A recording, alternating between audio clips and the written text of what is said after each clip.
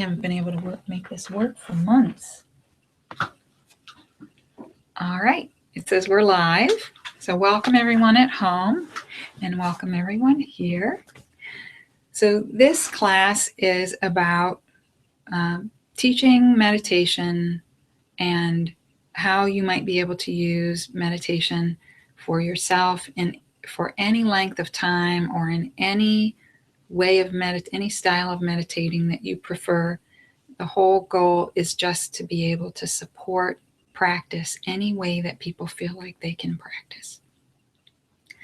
A couple of key concepts that might be new, because we all have ideas about meditation or what it's supposed to be like or what other people have said or we might have read it's supposed to be like. And I think two of the most important things to know about meditation is you can't really do it wrong. As Americans, we tend to have a sort of achievement orientation to everything. We want to know how to do it right, and then we measure ourselves against that goal. And if it's not turning out, then we might give up or judge ourselves, right? Or say, don't like it. It's not a good experience. So if we know just starting right off the bat, we can't do it wrong, that can sometimes be helpful. And then the other key concept for meditation that I don't think you hear in a lot of other instructions. A lot of instructions are very precise, but I have a different slant. I really like the teacher. There's a guy out in the Bay Area. He's an American, and his teacher name is Adya Shanti. His American name was Stephen Gray. And he has a book called True Meditation. And True Meditation is about being able to be in the present moment without any real agenda except the intention to notice what's happening. I think that creates some ease, that creates some space around the idea of meditation and what it's supposed to be like, that the difficulty is removed by this idea that all we have to do the whole time we're sitting there is remember that all we're doing is noticing. So no matter what our experience is like, no matter what kind of meditation we might be doing, if we can remember that our goal is just to notice what seems to be happening in the moment, then we're golden. We're doing it. That's meditation. And the idea behind noticing what's happening in the moment is that we're in that stance where we're just noticing. We're not in conflict with anything in the present moment when we're just noticing. And the great thing about not being in conflict is that something seems to happen when we're not in conflict. So we're not arguing with the present moment or saying we like it or don't like it, or it's good or it's bad. Something inside seems to rest, to be at ease. Kind of like when you're looking at a sunset. People think, oh, the beautiful sunset is what's making me feel so grateful and warm and appreciative, or spellbound, right? Just at ease, right? Oh, beauty. But in fact, there's something else going on in that moment. When we witness beauty like that, we're not in conflict with anything in that moment. And the feeling of not being in conflict with anything in that moment is ease, it's peace, it's gratitude, right? It's all those wonderful things that we feel when we have the moments. Sometimes it can be things that we wouldn't necessarily equate with peace or equanimity, like that for 1 second after you've purchased the new car, right? Or acquired something that you've waited a long time to be able to have, or in the middle of a really fantastic meal, or in the middle of a moment with a loved one where you feel really connected. right? In that moment, what's actually happening is that there's no wanting, right? We're in complete alignment with what's happening in those moments. But because we're human beings and we have this monkey mind that goes on and on and on about everything, explaining life to us all the time, we make associations and we say, oh, it's the new car that made me feel that way. Oh, it's the sunset that made me feel so great, or the vacation, or the loved one said just the right thing or did just the right thing in that moment, right? Something lined up and our mind tries to figure out, ooh, what was that? So it can try to do it again, right? Those are the two features of being a human being, right? We have these two poles, these two energetic movements. One of them is I want, right? We call that grasping. And the other one is I don't want, and that's aversion. And pretty much we go through life engaged in either one of those movements, sometimes at the same time. But those are the two basic poles that we have. And those two poles tend to have us not present or not aware of what's happening in the present moment most of the time. We're living usually in the past or the future, and we're missing our own lives because we're not actually here. Mm-hmm. We're not actually noticing what's happening right now. Right? There's always some better moment in the future. Right? Or there was, for some people, the best moments are behind me. I have this often. So what do you do when the current moment may be unacceptable? Oh, there's a word, unacceptable. Yeah.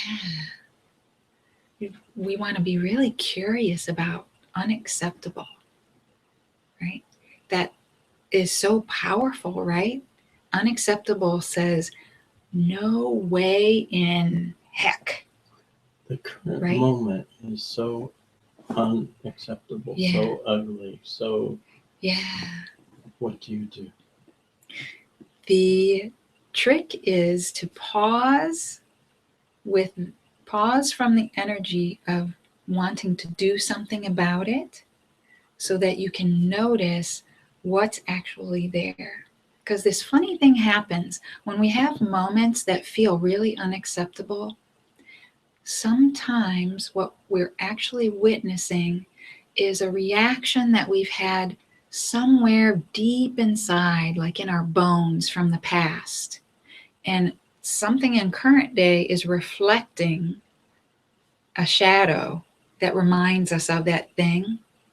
And so the present moment might not even be as unacceptable as we initially perceive it to be, but we can't tell unless we look. It's like the monster that's in the closet, right? With the door closed, we can imagine the biggest, scariest thing on earth. But if we open the door and actually look, it might not meet up to the reputation we've built for it. Does that make sense? Mm-hmm. Mm-hmm. Yeah. It's almost like we react to what we anticipate the thing is instead of what it really is in the moment, because we're really quick to sniff out, don't like that, not going there. So the whole thing about a meditation practice is that we gain freedom when we notice that pretty much all experiences come and go, even the bad ones, right? The good ones we don't like that. But the bad ones, definitely, if the good ones come and go, we could notice, well, yeah, the bad ones come and go also. Right? Moment to moment, there's very little that is exactly the same from moment to moment. But if we don't look closely, we might assume that it is the same all the time. if we don't actually let ourselves come into contact with it. We might just say it's unacceptable, and we don't meet it. We don't fully meet it to find out how unacceptable, what is unacceptable, why is it unacceptable. So then, if we don't know the thing well, there's nothing we can really do about it. Right? We have to know what's actually there to take wise action. So this practice, meditation as a practice, is first about being able to pause. This is something we can practice in daily life anytime we're noticing we're having an intense response to something. We can pause and be with whatever we notice is happening. Maybe there's tightness in the chest or a clench in the jaw, right? Or some kind of emotion fills the face. Or we might feel like something in our body wants to either fight, right, or run, right? We can notice the impulses that are there. We can notice memories, images. We can notice metaphors, symbols that give us more insight into what's happening in that moment. When we develop that ability to pause, this distance that's created from practicing being present, just noticing whatever happens when we're in meditation, because there's a lot of stuff going on, and we might have never noticed before just how much is going on in our minds and bodies until we sit and notice, sit and with the intention to pay attention on purpose. That, wow, there's all kinds of stuff happening inside, all kinds of communication that's coming to me from my mind and body. The first part of practice is just noticing all that stuff, how noisy it is in there. The intention is not to maintain that distance, to stay away from the thing forever. Eventually, we want to lead ourselves to the place where we can automatically pause when we encounter difficulty and wait for a wise response to occur.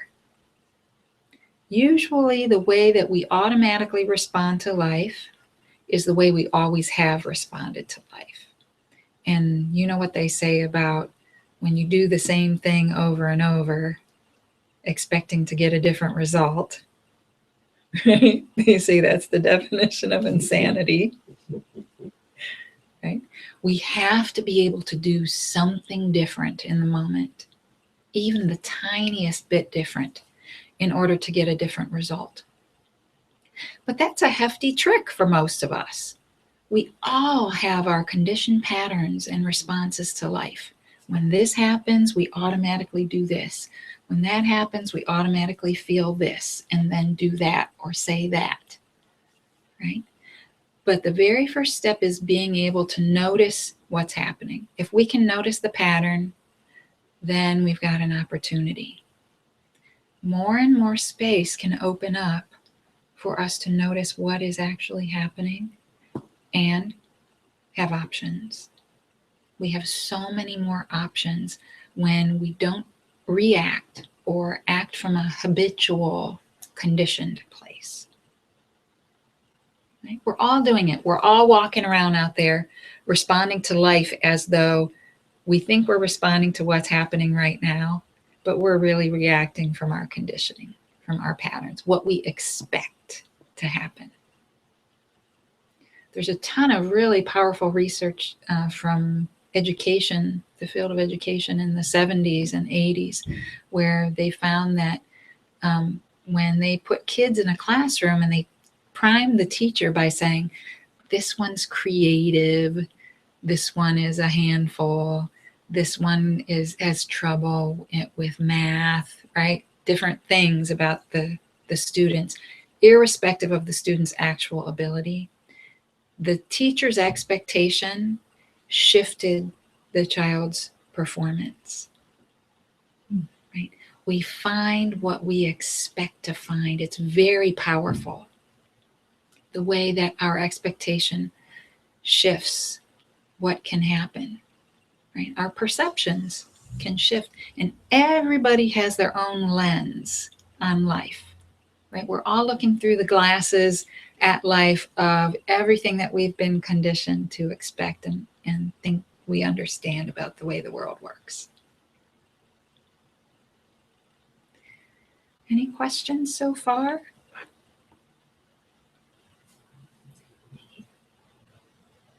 No? Okay. So ideally, I think I'd like to introduce the two kinds of meditation, and there are tons of different ways we can meditate. There are walking meditations. You can make a meditation of everyday activities like driving or doing the dishes. These all build the skill, the same skill that helps us be able to pause, to see more clearly, to have more equanimity, to be able to let the voices of worry, anxiety, and negativity kind of fall into the back seat or in the background so that we don't have to follow their orders or get on the roller coaster of what they're saying all the time. Mindful dishes would be something like, as you stand there at the sink, you feel the ground underfoot. Maybe there's a rug or a bare floor. So you feel the ground. You might feel, if you're leaning against the sink or the counter, what's the support that's there in front of you, the temperature of the water, the smell of the soap, the feeling of the dish in your hand as you try to hang on to the dish, the designs on the dish, any thoughts or emotions that might be moving through. All those things are part of the present moment experience of doing dishes. And you can use that as a meditation where you intend to just notice everything there is to notice about doing dishes. You can do that while driving.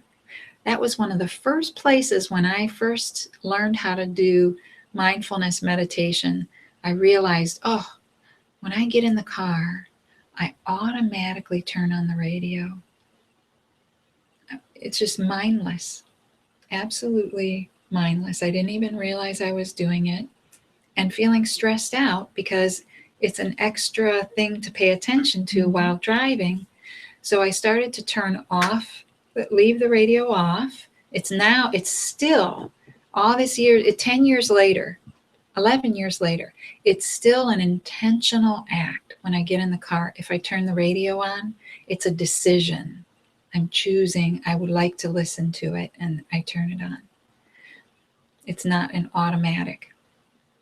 And the mindful driving would be feeling the steering wheel, attending to all of the data, all the incoming data, right? Everything that's happening in front of you, cars that are approaching from behind, your mirrors, the feeling of the seat, the feeling of the pedals, right? Everything that you notice in the car, everything that's happening in the present moment. That can be a meditation. So we can practice anytime. There's really no such thing as no time to practice if we're really interested. We don't have to set aside any special time. We can use any activity as a way. And some people have hobbies that take them into that space where they're really experiencing all the sensory input and being in the flow of whatever that thing is that they're doing. So one of the really powerful ways that we can meditate is loving kindness meditation. In Buddhism, they call this metta, M-E-T-T-A, and it involves using a little bit of breath. You pay attention a little bit to your breath, but you're using a sort of intention setting practice to wish yourself and others well-being. And it might seem on the surface, and it did to me, seem initially like a pretty silly exercise. Like, how can this really do anything? But now I know, with my training and my understanding about the nervous system, how and why this works. It taps the circuits in our brain and body, in our nervous system, that make it easier for us to recognize connection when it's available, and then easier to feel it or take it in when it's available, which can literally transform our relationship with life. It can transform how we feel about life if we feel connected. When they cut open human brains and try to look in there to see what are human beings about, what they find is that we are wired for connection. Everything in us is about connection. Humans, mammals in general, don't do well in isolation. We're just not designed that way, even though modern life is pushing us in that direction.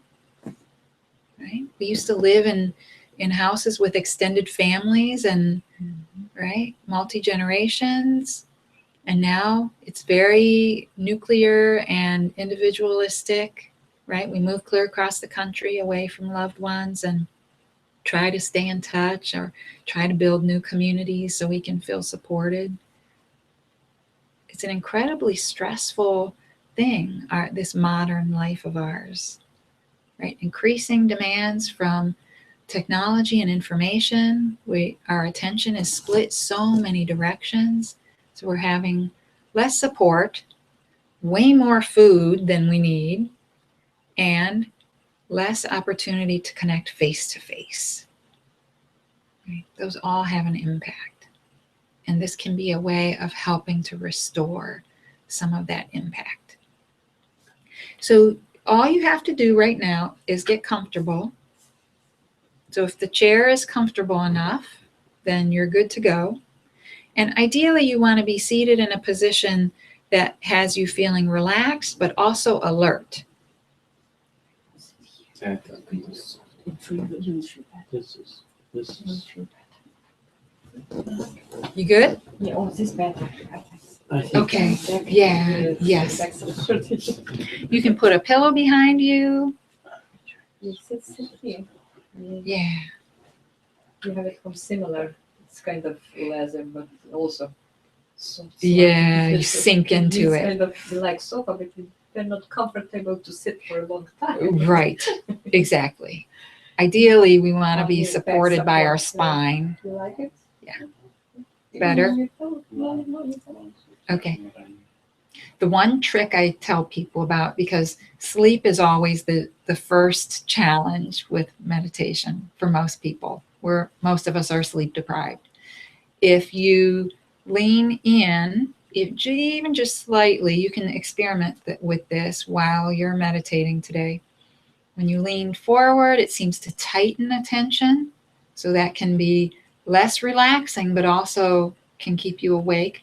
You lean back, it tends to decrease your connection or relax you more, where you feel kind of fuzzy, spacey, loose. So you can play with where's that just right spot, right in the middle between. You don't want to be too tight, trying to pay attention really hard, or too like woozy, relaxed, sleepy. There's like a sweet spot in there where your spine is just in the right place. Okay. So it's always, this is practice. So it's an experiment. You're finding out what works for you. You can have eyes open or closed. And in general, feet flat on the ground and hands in just some kind of relaxed place is the most, it's where you won't feel any strain or need to adjust. So you can have eyes open or closed, and you're just going to follow along and not worry too much about whether you feel it or not. But if you can tap into the feeling of it, the intention of it, let yourself do that also. So it's just a very standard format I'm going to run through for loving kindness meditation. And you can shorten this or lengthen it or alter it in any way to suit you. We start with one phrase per breath. You follow along. May I be safe.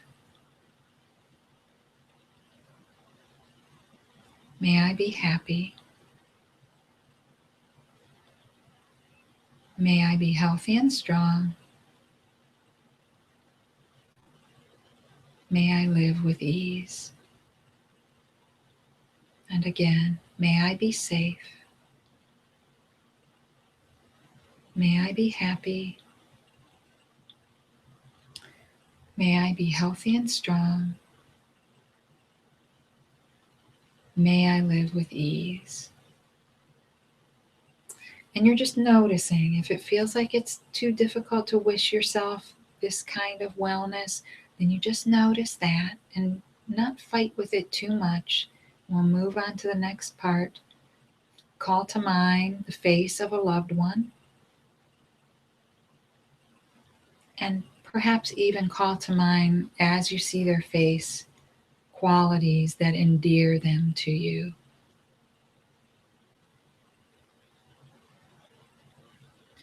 And silently, with each in and out breath, make each wish for them. May they be safe.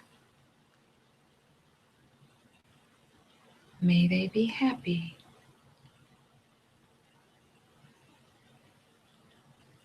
May they be healthy and strong. May they live with ease. And again, may they be safe.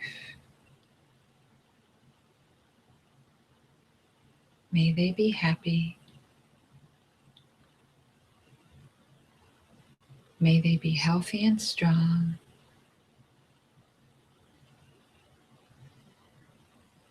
And may they live with ease. Now see if you can call to mind someone that you don't know very well, perhaps a checkout clerk at the grocery store, or a neighbor, or someone at work that you don't talk to very often. And see if you can feel the intention in these wishes and make these wishes for that person. May they be safe. May they be happy. May they be healthy and strong. May they live with ease. May they be safe. May they be happy. May they be healthy and strong.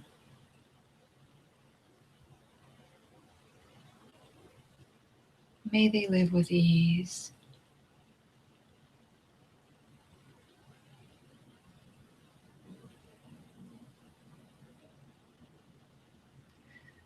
So now see if you can imagine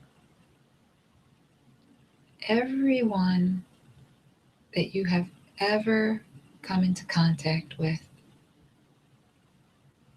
the entire group of people that you may have touched in some way, big or small, over the course of your entire life. And see if you can widen the circle of loving kindness to include them. Making this wish, may they be happy. May they be safe. May they be healthy and strong.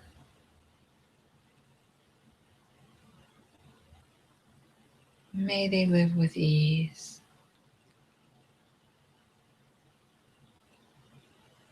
May they be safe. May they be happy.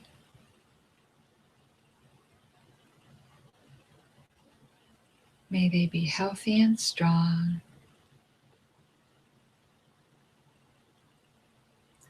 And may they live with ease.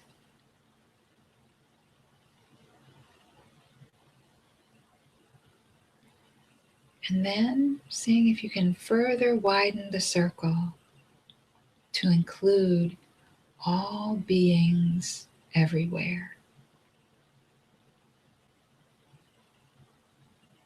Imagining all over the globe and everywhere else there might be life. Making this wish, may all beings be safe.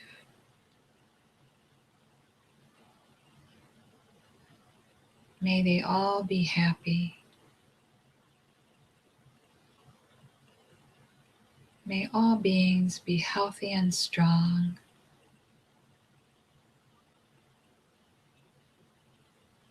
And may all beings live with ease.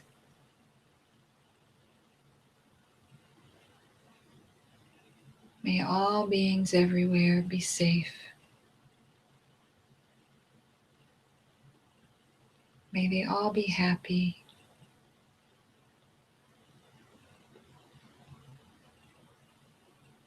May they all be healthy and strong.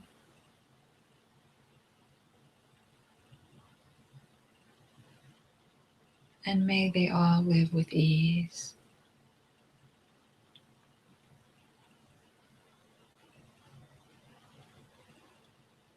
And then finally closing the circle and returning to loving kindness wishes for yourself. May I be safe.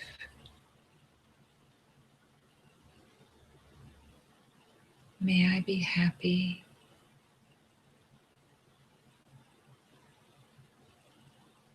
May I be healthy and strong.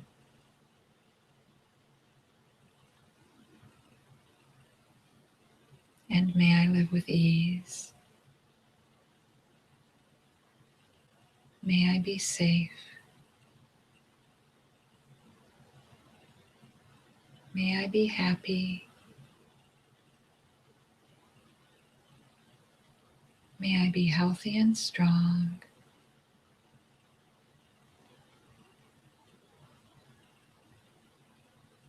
And may I live with ease.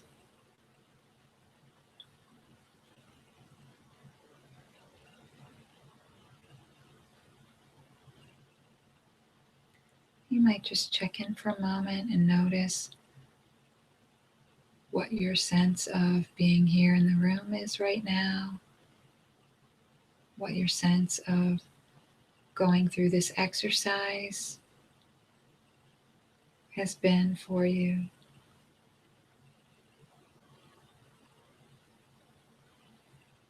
And as you feel ready, you can let yourself gently open your eyes and reconnect with your surroundings, maybe looking around the room a little bit. Bring yourself back into contact with your surroundings.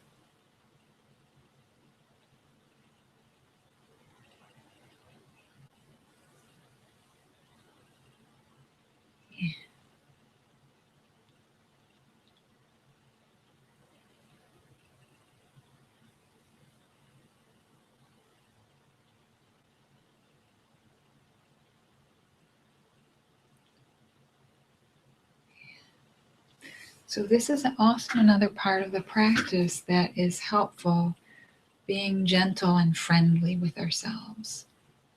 There's a way that we do meditation. There's a sort of mindset. The what to do is the noticing, just noticing. That's the what.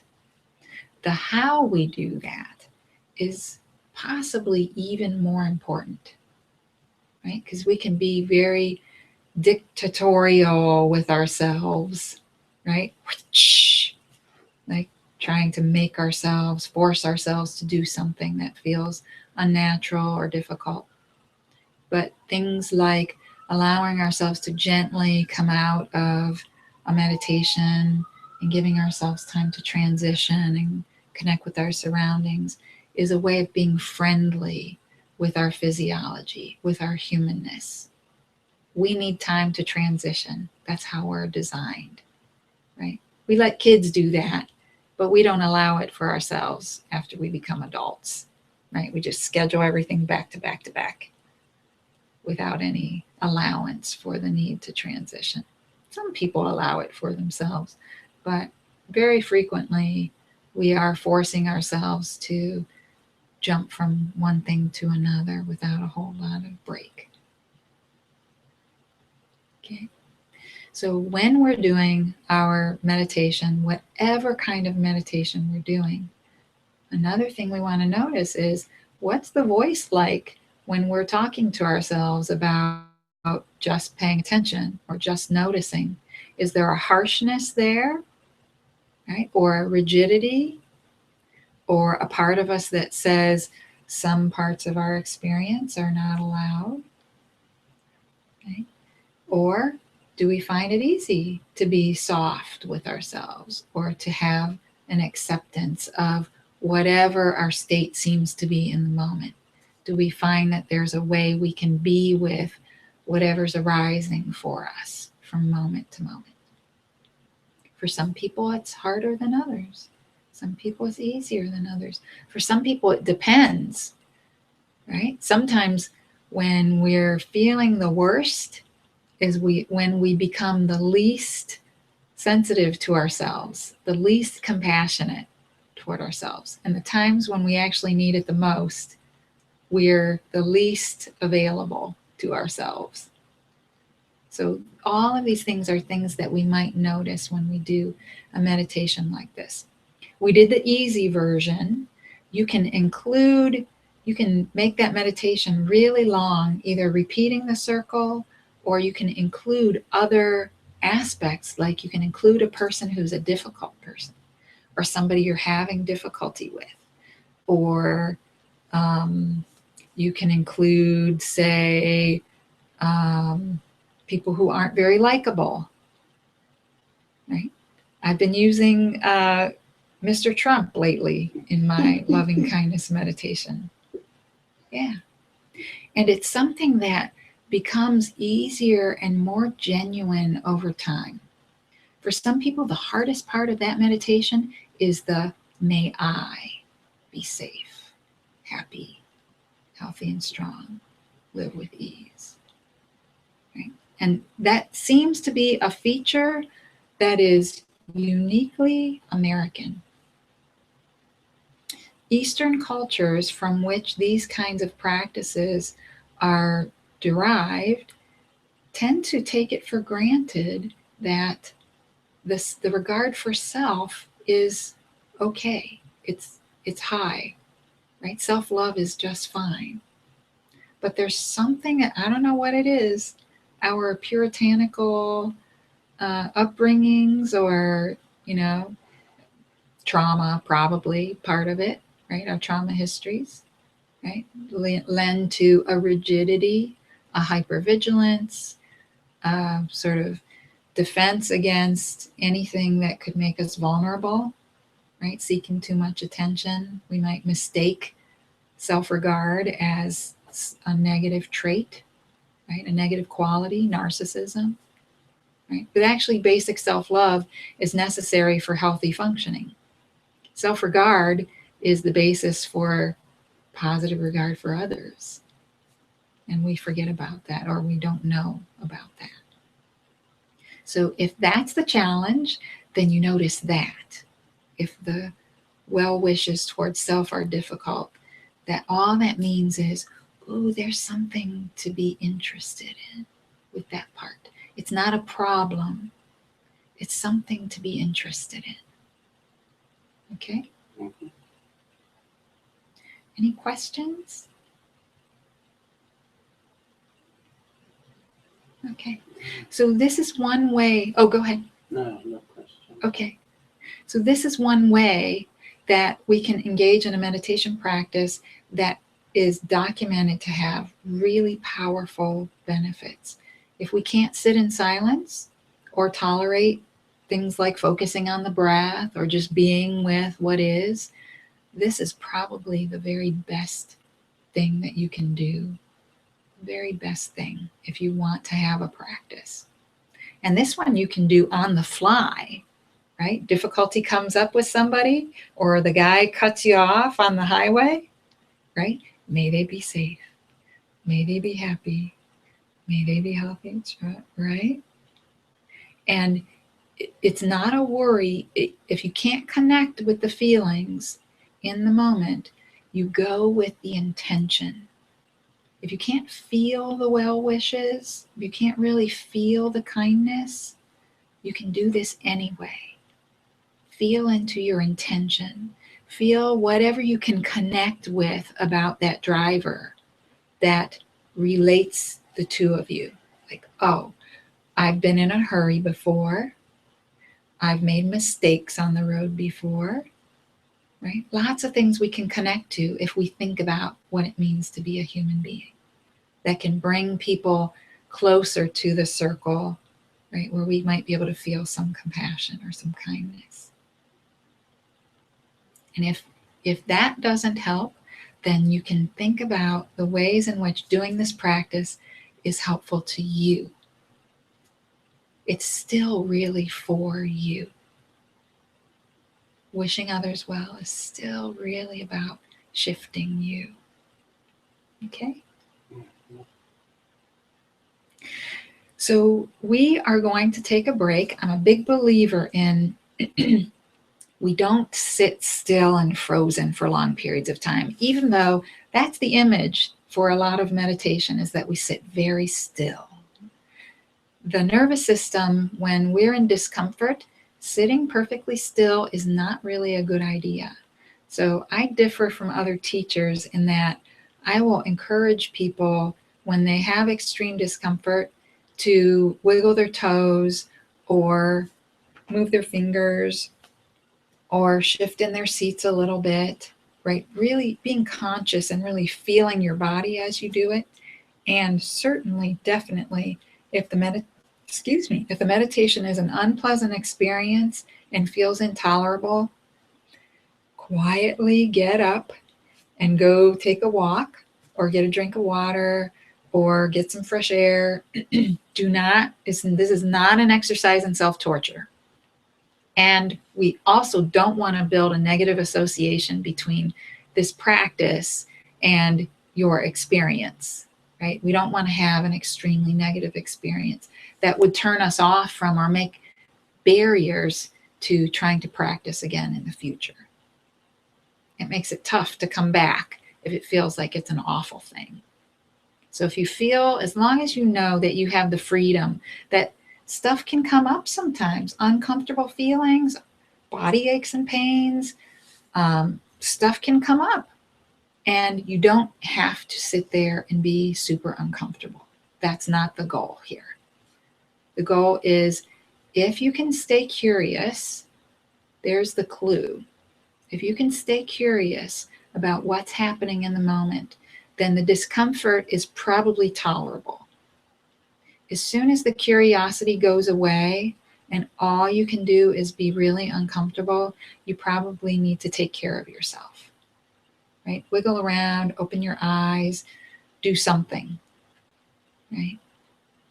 Nobody else is going to worry too much if you have to get up or if you have to move around or clear your throat. That can just be part of everybody else's meditation. That's just what's happening in the present moment. So we don't have to worry about those kinds of things. But before we come back and sit for 20 or so minutes, I'd like you guys to have the opportunity, if you want to get up and stretch your legs and get some water if you want to. Mm-hmm. And I'm going to pause the recording here, pause the sound on the recording.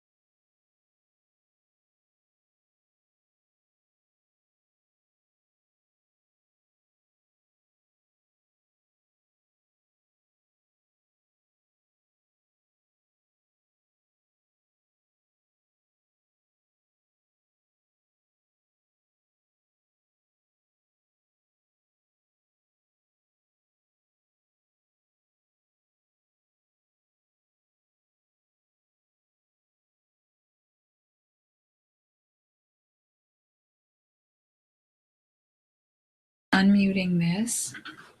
And all you do is follow along with the instruction for this meditation as best you can. If there's any part of it that you feel resistant to or like, oh, I don't want to do that, then you can just pay attention to your breath. Okay? You can do this eyes open or closed. Nice, alert, relaxed body position, just like before. And I'll start the bell.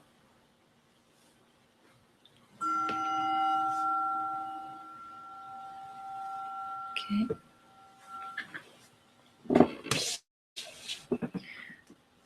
So see if you can start to feel yourself settle into your chair and notice the solidness of the ground with your feet.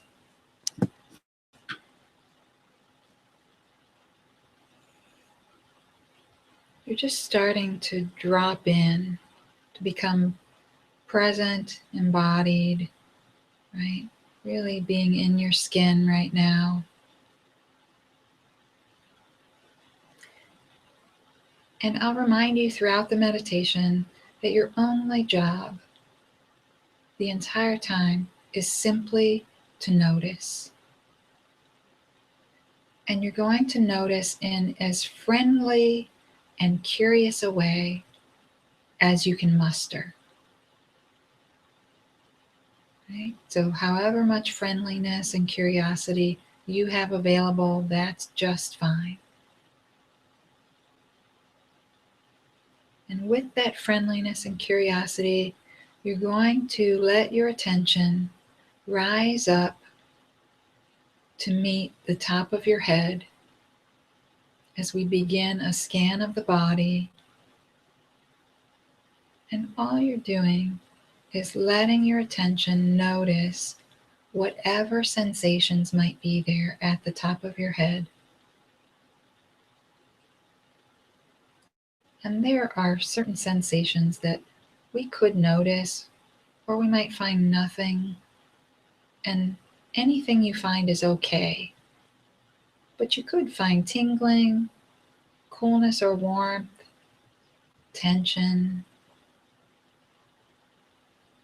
You could notice discomfort or heaviness, or lightness, vibration, or a sense of flow.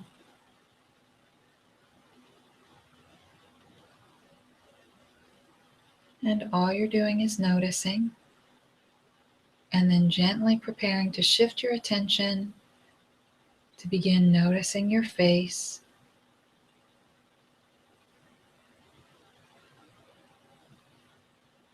And letting your attention rest in those areas where we sometimes find discomfort or held tension, the eyes or the mouth.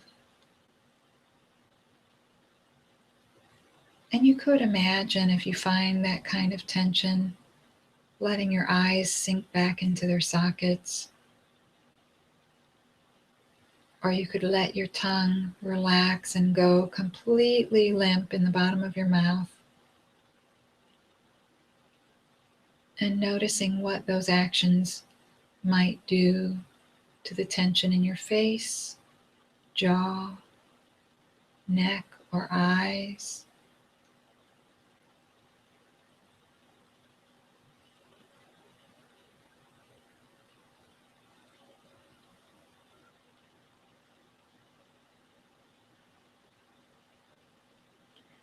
And then as you feel ready, you'll just leave whatever remaining sensations might be there in the face or jaw or eyes, and let your attention move around to notice the sides of your head, temples and ears,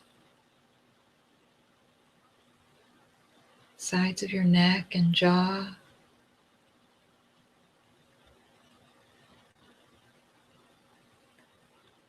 And we sometimes notice tension on the sides of our head or temples.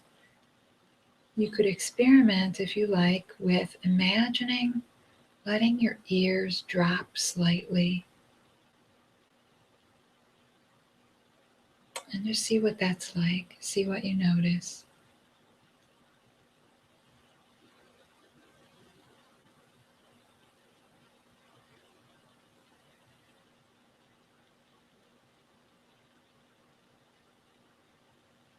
Seeing if you can welcome any shift that happens.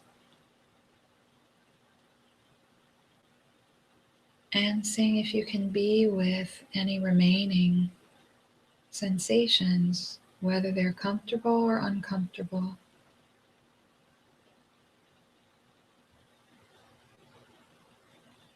Letting whatever's still there be just as it is as you prepare to gently shift your attention around to notice the back of your head and back of your neck.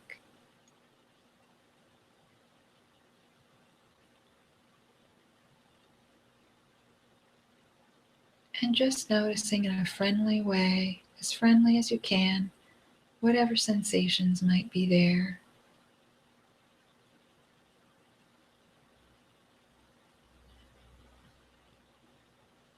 If there's tension or discomfort, you might make a silent request for some softening or relaxation in the back of the head or the back of the neck. And then just see if you can open to what happens next.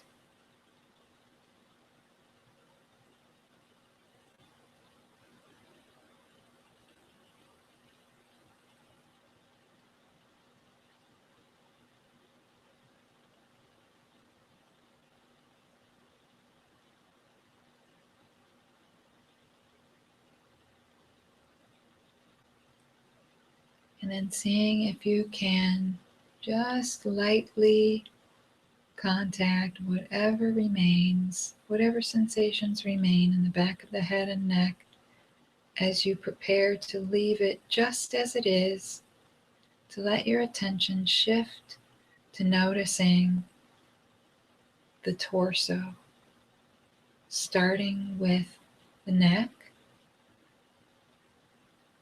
You'll be scanning down the front of your body and then the back, noticing your throat and whatever sensations might be there. Scanning down toward heart area, and then that area below the heart and chest, which is your diaphragm, right? That place at the bottom edge of your ribs, and then down into your stomach. And then finally scanning all the way down into your lower abdomen, feeling the way your hip bones support you in the chair.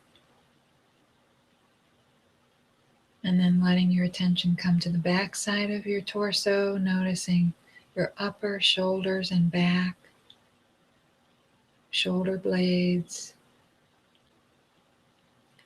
and then that area of your back that's beneath your shoulder blades.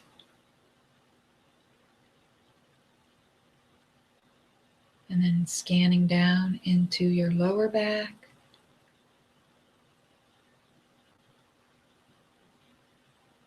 Feeling those muscles. And then letting your scan finish at the seat of your chair. Scanning all the way down again, feeling your hips in the chair.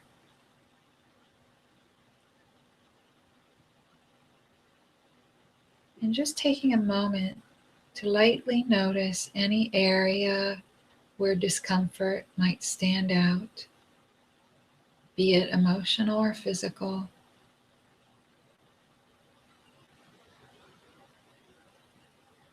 And you could imagine breathing in and out of that area for a moment as though it were another set of lungs. Just breathing in and out through the space of discomfort or any other area that might feel some tension or that sometimes gives you problems.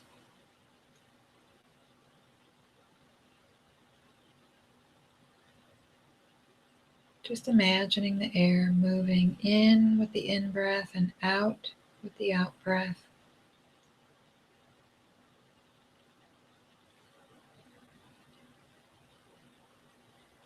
And then preparing gently to shift your attention away from the core of your body, away from your torso, to begin noticing your arms.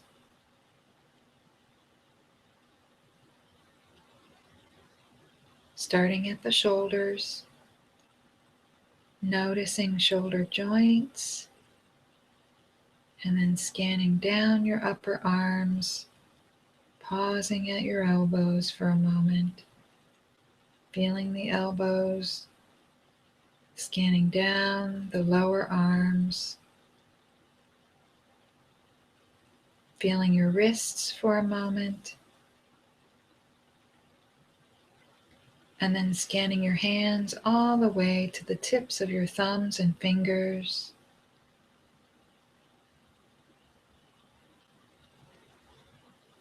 Just taking note for a moment of whatever sensations you might notice in the arms, whether it's flow or vibration, heat or cold.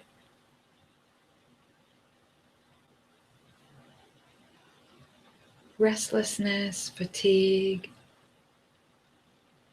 tingling, space. Whatever you notice, being as friendly as you can, lightly taking note of what's there as you prepare to shift your attention again to notice your legs, starting with where you're seated in the chair and feeling the pressure of the chair against the back of your legs. And then noticing the tops of your thighs,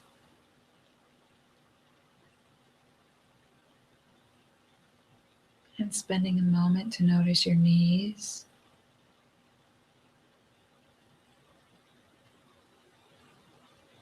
And then letting gravity pull your attention down, noticing shins and calves,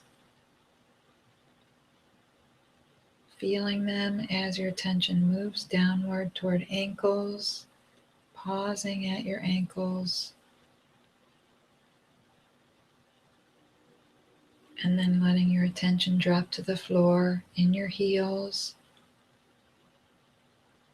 and scan the full length of your feet all the way to the tips of your toes, noticing the ground beneath your feet.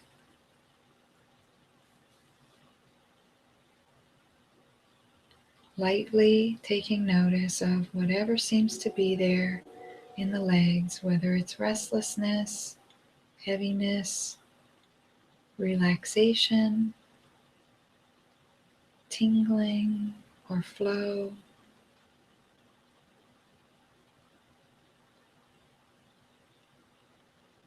You're just noticing and remembering that it's your only job to notice whether thoughts are coming through or emotion is coming through.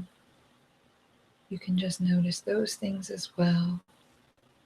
There's no problem with anything that's happening in your experience, in the space of your attention. Whatever's there is fine.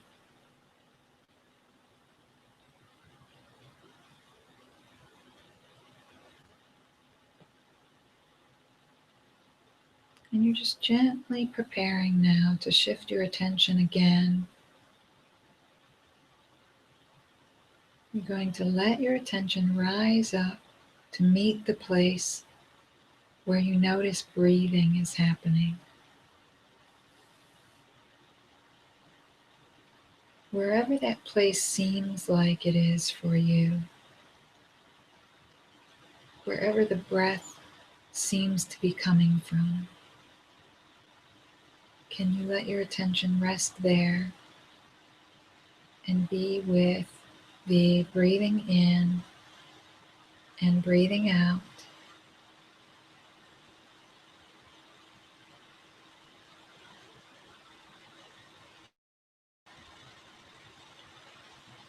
And perhaps letting yourself rest for a moment in that space at the end of the out breath. there's a pause there before you begin to draw the next breath. Can you be with that pause without changing it, but just noticing it and resting there when it comes?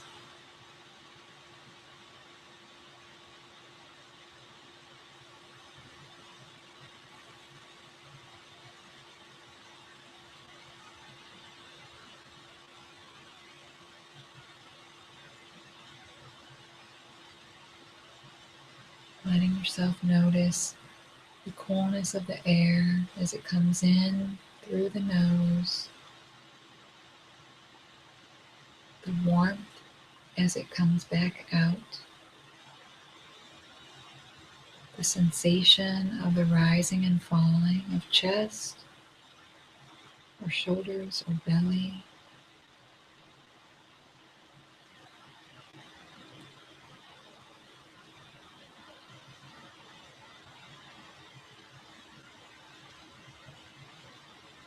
And taking a moment to see if you can gently open your space of awareness to include other things that might be happening in the present moment alongside the breath. Whether those are sounds inside the room or coming from outside.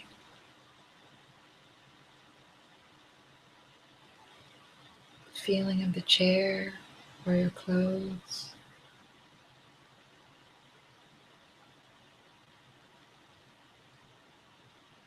Temperature, the smell of the room. Feeling of feet on the ground.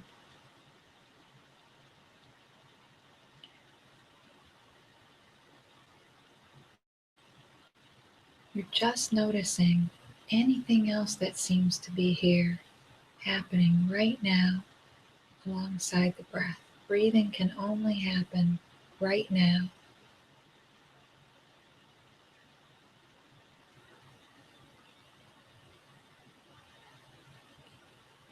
And to assist yourself in this noticing, if you like, you can introduce this question into the space of your awareness.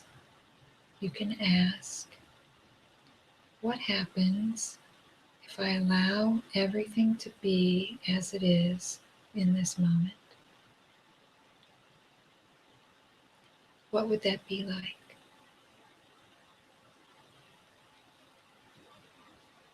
If I allowed everything to be exactly as it is,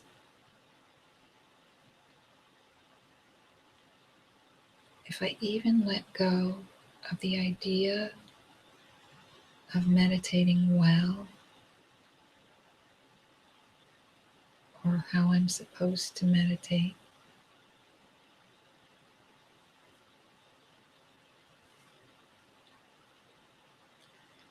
what's the experience of letting the controller, the part that's trying to get things right, to do it right, what if I let that part fall into the back seat?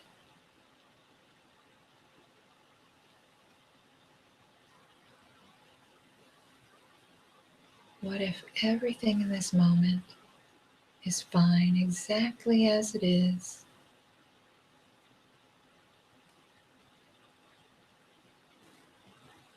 What would that be like?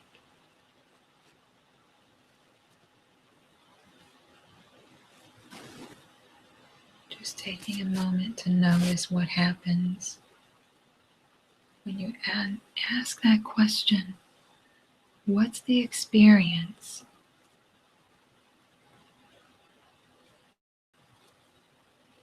What's the feeling of that? What is that like?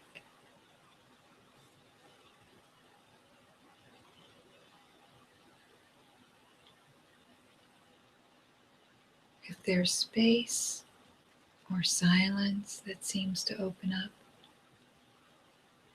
seeing if you can rest there for a few more moments. be curious about that for a few more moments.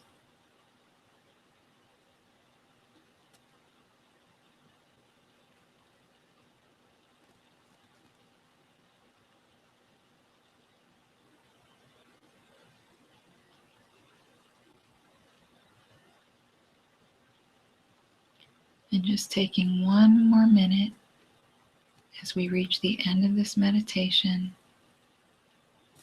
to savor the relaxation, the space,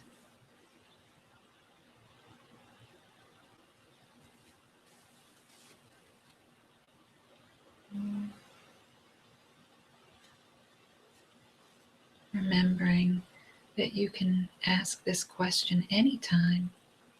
What happens if I allow everything to be as it is in this moment? It's an experiment you can conduct anywhere, anytime.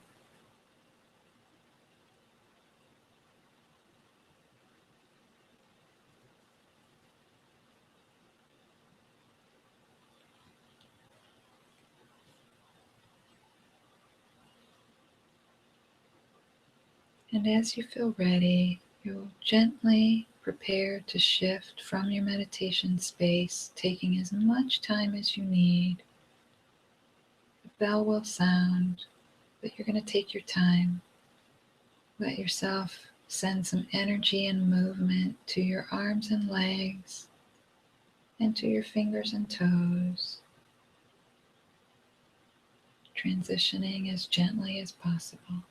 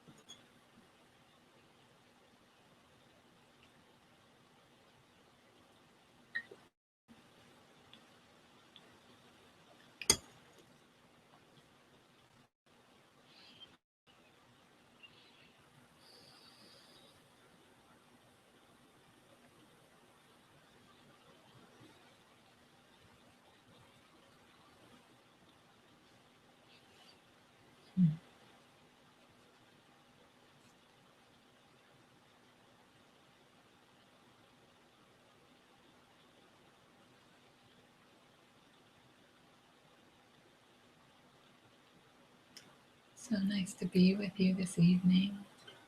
Thank you for coming. Thank you. Thank you. That was